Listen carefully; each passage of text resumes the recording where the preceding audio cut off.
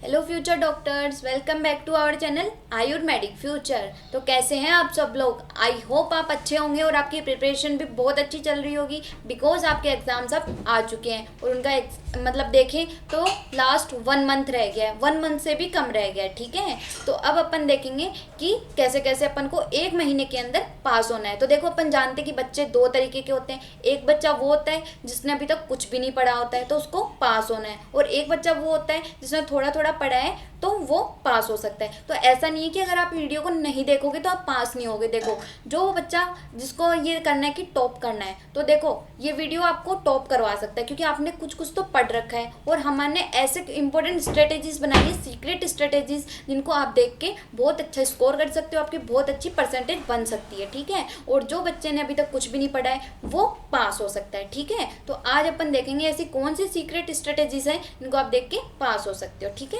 तो अपन देखते हैं अपनी सबसे पहले नंबर पे कि अपनी स्ट्रेटेजी नंबर 1 कौन सी है। तो देखो, स्ट्रेटेजी नंबर 1 है अपनी सॉल्व द PYQs, मतलब कि आपको PYQ सॉल्व करने हैं। तो आपको मतलब कि पता है क्या है, अपना एग्जामिनर क्या करता है, बहुत से ऐसे क्वेश्चंस होते हैं जो बाकी पीछे के पीछे जो है वो ही छाप देता है। जो पीछे क्वेश्चंस आए हुए अपने प्रीवियस ईयर्स में, वो ना तो क्वेश्चन नंबर चेंज करता है, ना ही आपका वो चेंज करेगा कि क्या पूछा हुआ है, और डायरेक्ट क्वेश्चन ऐसा का ऐसा विदाउट चेंजिंग द लैंग्वेज ऐसा क्वेश्चन छाप देता है। ठीक है, तो आपको क्या करना है, जो प्रीवियस ईयर मतलब कि 5-6 साल के, देखो और आप करो ना करो बट एटलीस्ट 5-6 साल के पेपर्स आपको नहीं छोड़ने हैं। हमारे वीडियोस हमने बना रखे हैं कि आप लास्ट ईयर के 10 ईयर्स में, 5-6 साल के नहीं, हमने 10 साल के वीडियोस छाट रखे हैं जिसके अंदर आपको ये बता रखे हैं कि कौन सा टॉपिक कितनी बार रिपीटेड है, और मोस्ट रिपीटेड टॉपिक्स हमने वीडियो बना रखा है। तो हम आपको डिस्क्रिप्शन में अपनी लिंक प्रोवाइड कर देंगे, वहां जाके आप देख सकते हो कि कौन कौन से टॉपिक्स मोस्ट रिपीटेड हैं जो प्रीवियस ईयर में पूछे गए हैं। ठीक है, तो आप देखो पास्ट 5 साल के पेपर्स तो छोड़ना ही मत, क्योंकि एग्जामिनर वो ही क्वेश्चन रिपीट करता है। ऐसे तो है नहीं कि अपना एग्जामिनर कोई नए क्वेश्चन इन्वेंट करेगा, जो उसने पहले पूछे गए हैं वही क्वेश्चन बहुत इंपॉर्टेंट है और वही वो आप रिपीट करेगा।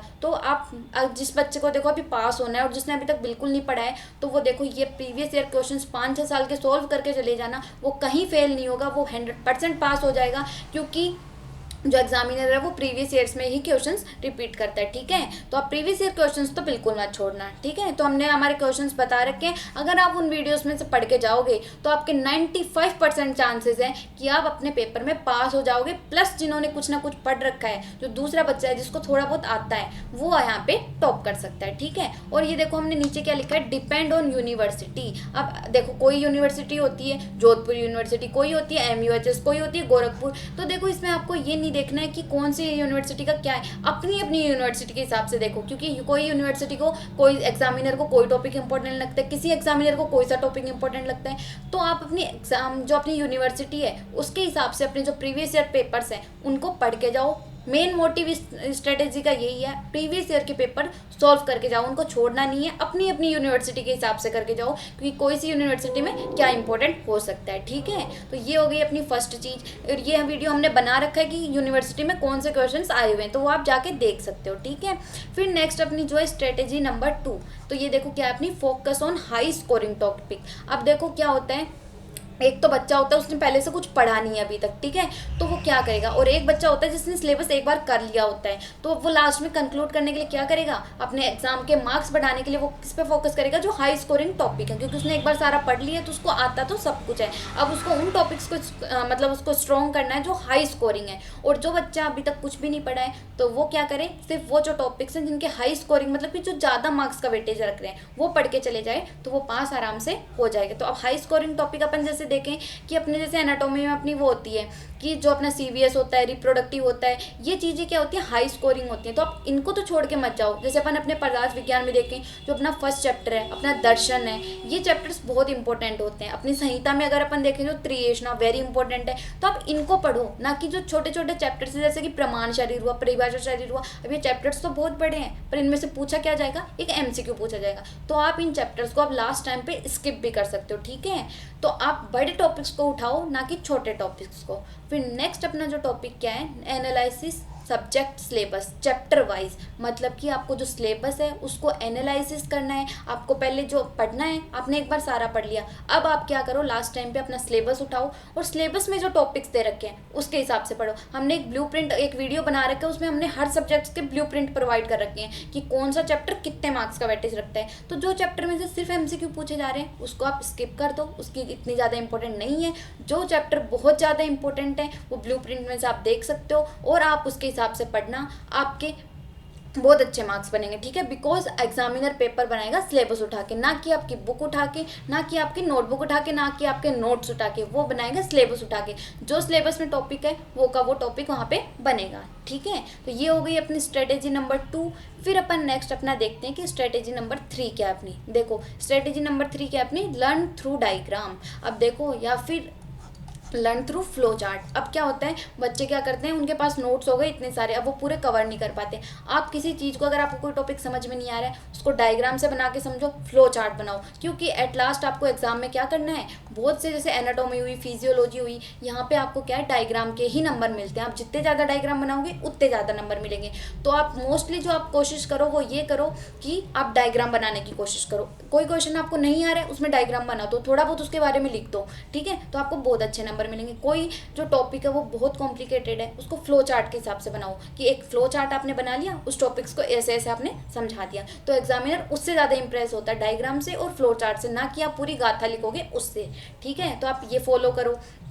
फिर नेक्स्ट चीज़ अपनी क्या है कि बच्चे को आता तो सब कुछ है, फिर वो उसको प्रेजेंट कैसे करेगा, प्रेजेंट करना बहुत ज़्यादा मैटर करता है। अब अपन नेक्स्ट अपन देखते हैं अपनी स्ट्रेटेजी नंबर 4। तो स्ट्रेटेजी नंबर 4 में क्या है, प्रीफर शॉर्ट नोट्स। अब आपके पास पूरी बुक है, पूरी नोटबुक है, आपके पास बीडीसी है, सेमुलिंगम है। लास्ट टाइम पे बीडीसी सेमुलिंगम नहीं पढ़नी है, क्योंकि अब एक महीने में आप पूरी बीडीसी से या फिर सेमुलिंगम से पढ़ के पास नहीं हो सकते। आपको क्या करना है, शॉर्ट नोट्स। अगर आप हमारे हमने जो वीडियो चल रहे हैं ना, आप उनमें देखना, आपको बहुत छोटे छोटे तरीके से अपना इतिहास है वो बहुत शॉर्ट में बताया गया है, एकदम ट्रिक्स के साथ। आप हमारे जो क्रिया शरीर है, रचना शरीर है, एनाटॉमी, फिजियोलॉजी, पदार्थ संहिता, सबका देखोगे हमने बहुत ईजी तरीके से पढ़ा है। लास्ट टाइम पे आप किसको प्रेफर करो, शॉर्ट नोट्स को। पूरी गाथा आप मत पढ़ना, क्योंकि लास्ट टाइम पे एक महीने के अंदर आप पढ़ के पास नहीं हो पाओगे, इसलिए शॉर्ट नोट्स आप पढ़ने की कोशिश करना, ठीक है। और शॉर्ट नोट्स में क्या होता है, अपन इंपॉर्टेंट टॉपिक्स होते हैं उनको टिक करके रखते हैं, और इंपॉर्टेंट जो चीज़ है वो अपनी स्किप भी नहीं होती, ठीक है। फिर नेक्स्ट अपनी जो है strategy number 5, it's very very important. देखो हमने इस पर क्या कर रखा है, 5 स्टार लगा रखा है, देखो यहाँ पे, क्योंकि ये वेरी वेरी इंपॉर्टेंट स्ट्रेटेजी है। क्या है अपनी, attempt every question in exam. देखो हर क्वेश्चन आपको अटेम्प्ट करना है। आपको कोई क्वेश्चन नहीं आता, छोड़ दो, कोई बात नहीं, उसको लास्ट में करो, बट उसको छोड़ के नहीं आना है। देखो जैसे कि अपन को पता चल गया कि अपनी ह्यूमरस बोन है, अपन को एग्जाम में आ गया ह्यूमरस बोन, अपन को नहीं आती, अरे तो थोड़ा दिमाग लगाओ, किसी बोन के बारे में पूछा है तो ये तो पता होगा बोन क्या होती है, बोन अपनी, अब ये पता चल गया ह्यूमरस बोन, बोन के बारे में लिखो, उसका डायग्राम बना दो। अब इतना तो आपने क्लास में थोड़ा बहुत देखा होगा, सुना होगा, तो इतना तो आपको याद आ जाएगा ह्यूमरस बोन कैसी होती है, अपर लिम्ब की बोन होती है, किस किस से अटैच होती है, इतना भी आप लिख दोगे ना तो वो एग्जामिनर देखो फुल मार्क्स तो किसी को नहीं देता। अगर ह्यूमरस बोन 10 मार्क्स में आई है तो वो 10 में से 10 तो किसी को नहीं देगा, और वो जो छोड़ के आएगा उसको तो 0 ही मिलेंगे। तो देखो 10 मार्क्स तो वो किसी को नहीं देगा, इससे अच्छा आप कुछ ना कुछ लिख के आओ, ठीक है। जो क्वेश्चन छोड़ोगे उसमें तो आपको नंबर नहीं मिलेंगे। 100 मार्क्स का पेपर होता है तो वो फुल तो किसी को भी नहीं देता है, तो आपके जो टॉपर है उसको भी 80-85 नंबर ही मिलेंगे। तो आप छोड़ के मत आओ उस चीज़ को, ठीक है। तो हर क्वेश्चन में आप कुछ ना कुछ लिख के आओगे तो आपको कुछ ना कुछ नंबर तो मिलेंगे, तो इससे पास होने के चांसेस बहुत ज़्यादा बढ़ जाते हैं, ठीक है, बजाय क्वेश्चन छोड़ने के। इसलिए कोई क्वेश्चन नहीं आता उसको लास्ट में अटैम्प्ट करो, बट अटैम्प्ट करो, उसमें कुछ ना कुछ लिखो, ठीक है। क्योंकि एग्जामिनर पहले ही हर क्वेश्चन में 5 मार्क्स के क्वेश्चन में 3.5 से 4 नंबर मान के चलो, और 10 मार्क्स के क्वेश्चन में 8.5 से 9 के बीच में मान के चलो। इससे ज़्यादा एग्जामिनर हर मार के नहीं देता है, ठीक है। इसलिए क्वेश्चन हर एक अटेम्प्ट करो, ये स्ट्रेटेजी वेरी इंपॉर्टेंट है, कोई क्वेश्चन मत छोड़ना। फिर नेक्स्ट अगर अपन देखें अपनी नेक्स्ट स्ट्रेटेजी जो है strategy number 6, right answer in point. देखो ये वेरी इंपॉर्टेंट है, क्यों, क्योंकि देखो बच्चे को बहुत कुछ आता है, अपन ने पूरी साल पढ़ा है तो आता तो आपको बहुत कुछ है, बट वो नहीं चाहता, उसने जो पूछा है सिर्फ उसको वही चाहिए। ऐसा नहीं है आप बहुत कुछ लिखे जा रहे हो, वो मत लिखो। आपको जो आता है, जितना आता है, एक बच्चा होता है वो कम पढ़ के भी अच्छे नंबर ले आता है, एक होता है जो ज़्यादा पढ़ के भी उसके नंबर कम आ जाते हैं। तो उसका मतलब क्या हो गया, अपना हर क्वेश्चन को पॉइंटों में बताना है, ऐसे एरो करके पॉइंट करके लिखो, ऐसे मत लिखो this is the humerus bone, नहीं, डायरेक्ट लिखो ह्यूमरस बोन। इसके आपको क्या लिखना है, ये एक लॉन्ग बोन है, ऐसे मत लिखो it is a long bone, नहीं, डायरेक्ट लिखो पॉइंट बना के, ये क्या होती है, लॉन्ग बोन होती है। ठीक है, एक पॉइंटों में लिखो हर क्वेश्चन। चिकित्सा की चतुष्पाद हो गए, ये मत लिखो ये काम आते, गाथा मत लिखो, पैराग्राफ मत बनाओ, पॉइंटों में करो, क्योंकि ये बहुत इंप्रेसिव लगता है, एग्जामिनर आपको ज़्यादा मार्क्स देता है। ठीक है, तो ये हो गया अपना।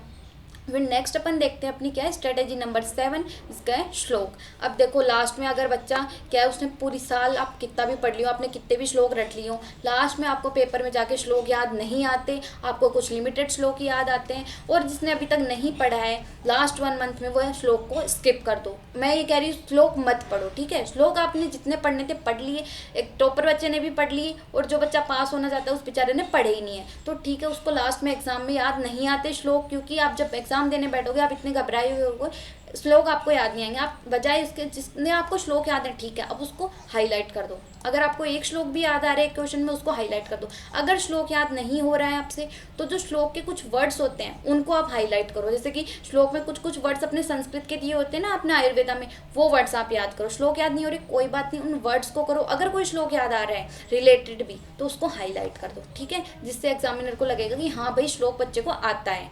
ठीक है, तो श्लोक नहीं याद हो रहे, बिल्कुल टेंशन मत लेना, कोई बात नहीं, जितना आता है उसको हाईलाइट करके आओ। ठीक है, श्लोक के जो कुछ वर्ड्स होते हैं उनको याद करने की कोशिश करो। ठीक है, फिर लास्ट अपन अपनी स्ट्रेटेजी देखेंगे, स्ट्रेटेजी नंबर 8, जो लास्ट सेकंड है कि क्या है, अवॉइड ओवर राइटिंग। देखो जो ओवर राइटिंग होती है उसको अवॉइड करो, क्योंकि ओवर राइटिंग के आपको 2 नुकसान है। एक तो आपकी पेज लिमिट, आपको 32 पेज मिलते हैं, वो फिक्स होते हैं। अगर आप ओवर राइटिंग एक 5 नंबर के क्वेश्चन में आपने भर दिए 5 पेज, बिल्कुल गलत। आपको लास्ट में आपके पास क्या हो जाएगा, पेज कम पड़ जाएंगे, आपको आपका क्वेश्चन पेपर ना चाहते हुए भी, आते हुए भी आपको वो क्वेश्चन पेपर छोड़ना पड़ेगा। तो ओवर राइटिंग मत करना, जितना पूछा है उतना ही लिखना। पहले पेज सेट कर लेना कि 5 नंबर के क्वेश्चन में मुझे 2 पेज लिखने हैं। वो वीडियो भी हमने आपको प्रोवाइड कर रखा है, आप उस वीडियो को जाके देखना, उसमें हमने अच्छे से बता रखा है कितने पेज मिलते हैं और आपको कितने, मतलब 5 मार्क्स का क्वेश्चन कितने पेज में लिखना है और 10 मार्क्स का क्वेश्चन कितने पेज में लिखना है। ठीक है, तो वो वीडियो आप हमारा प्लेलिस्ट में जाके देख सकते हो।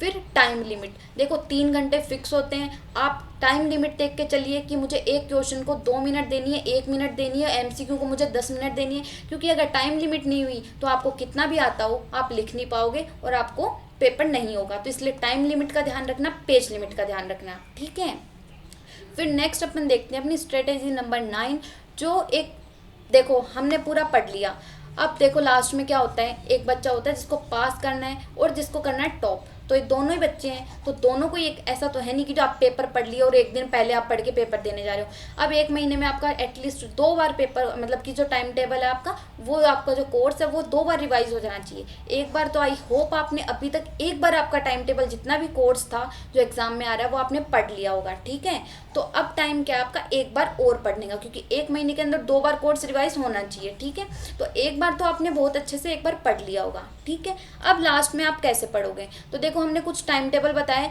ये टिप्स है टॉपर बच्चे के लिए हैं, और जो बच्चा पास होना चाहता है वो भी इसको फॉलो करके टॉप कर सकता है। ठीक है, ऐसा नहीं है कि सिर्फ टॉपर के लिए ही है, जो बच्चा पास होना चाह रहा है वो भी इसको पढ़ के टॉप कर सकता है।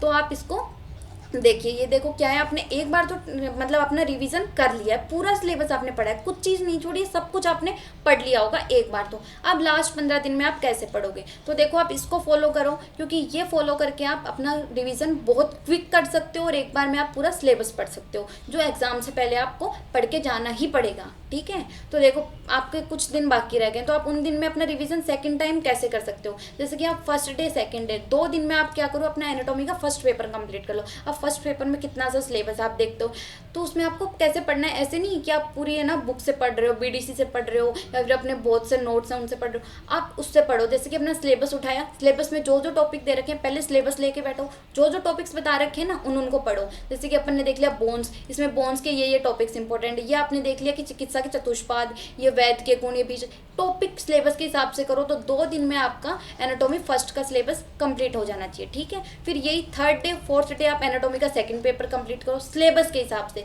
क्योंकि अगर आप बीडीसी लेके बैठोगे तो आपका पूरी साल में भी नहीं होगा, क्योंकि बीडीसी किसी से कवर नहीं होती। ठीक है, तो आप शॉर्ट नोट्स को पढ़ो। और 5th डे आप क्या करो, संस्कृत पेपर फर्स्ट। अब संस्कृत पेपर फर्स्ट में है ही कितना, वही अपने माहेश्वरी सूत्र, उपसर्ग, प्रत्यय, तो आप इनको कवर करो एक दिन में। अब क्योंकि एक दिन बहुत होता है, आपको एग्जाम से पहले भी एक दिन पहले ही पढ़ के जाना है, तो आप अभी से अपना माइंड सेट करो, खुद को प्रिपेयर कर लो कि मुझे एक दिन पहले ऐसे पढ़ना है, ठीक है। तो आप संस्कृत पेपर, हमारी जो सीरीज चल रही है संस्कृत की क्रैश कोर्स की, उसमें बहुत शॉर्ट में प्रोवाइड किया गया है आपको, कि इतना छोटे वे में कि आप डायरेक्ट एग्जाम में वो का वो लिख के आ सकते हो और आपको मार्क्स मिल जाएंगे, ठीक है। वो जो एक बच्चा पास होना चाहता है उसके लिए बहुत अच्छी सीरीज है, ठीक है। फिर नेक्स्ट अपन देखें 6th, जो संस्कृत पेपर सेकंड है, उसमें कुछ भी नहीं है, वही कहानियाँ हैं, वही परिभाषा निरुक्ति है, तो आप इसमें एक दिन में कवर कर सकते हो, ठीक है। फिर 7th और 8th डे आप क्या करो, अपनी फिजियो का पेपर फर्स्ट कंप्लीट करो, ठीक है। तो इससे आपका बहुत क्विक रिवीजन होगा, और पेपर से पहले अगर आपका 2 बार रिवीजन हो गया तो आप में कॉन्फिडेंस आ जाएगा, आप बहुत अच्छे से अपना पेपर दे सकोगे कि हाँ अब मैं कर सकता हूँ। तो पेपर देखने जाने से पहले आप ये जरूर पढ़ के जाना, जैसे जैसे हमने आपको बताया है। वही 9th और 10th डे में आप फिजियो सेकेंड पेपर पढ़ना, क्योंकि उसमें कुछ भी नहीं है, वही अपनी धातुएं हैं, वही अपना मॉडर्न के घिसे पीटे 2-4 टॉपिक्स हैं, और वो टॉपिक्स में से भी फिक्स क्वेश्चन है जो हमने हमारे वीडियो बना रखा है, उस पर आप जाके उसको देख सकते हो, ठीक है। फिर 11th और 12th डे 2 दिन में आप क्या कोशिश करो, पदार्थ पेपर सेकंड की, पदार्थ पेपर फर्स्ट की, फर्स्ट पेपर आप कंप्लीट 2 दिन में कर सकते हो। ये भी बहुत ज़्यादा दे दिया हमने 2 दिन, क्योंकि पदार्थ बहुत ईजी है, आप इसको ईजिली एक दिन में पढ़ सकते हो, ठीक है। फिर पदार्थ पेपर जो अपना 15th डे, एक पदार्थ पेपर सेकंड है, इसमें आप अपना पदार्थ सेकंड कर सकते हो, क्योंकि एक दिन में पदार्थ हो जाएगी। सेकंड जो पेपर है वो छोटा आता है, ठीक है। फिर 13th और 14th डे अपन आप 2 दिन संहिता को, एक दिन आप अष्टांग पढ़ो, एक दिन आप चरक पढ़ो, क्योंकि ये बहुत ज़्यादा बड़ी नहीं है, छोटी छोटी चीज़ें हैं, तो ये आपको फॉलो करना है। अगर आप इनको फॉलो करते हो तो आप बहुत अच्छी स्कोर इंक्रीज कर सकते हो, आप अपनी बहुत अच्छी परसेंटेज बना सकते हो। ये कुछ सीक्रेट स्ट्रेटेजीज थी जो एक टॉपर्स को फॉलो करनी चाहिए, और जो बच्चा पास होना चाहता है वो भी इसको पढ़ के बहुत अच्छे से पास हो सकता है, ठीक है। और अगर आपको कोई डाउट हो तो आप हमें कमेंट सेक्शन में पूछ सकते हो। अगर आपको एग्जाम से रिलेटेड कोई भी आपको समझ में नहीं आ रहा हो, कोई भी मटेरियल आपको ज़रूरत हो, तो आप हमें कमेंट सेक्शन में बता देना, हम आपकी पूरी हेल्प करेंगे, ठीक है। और पढ़ते रहिए। All the best for your exams. और अगर आपको पसंद आया हो तो आप do like, share and subscribe our channel. Okay, thank you.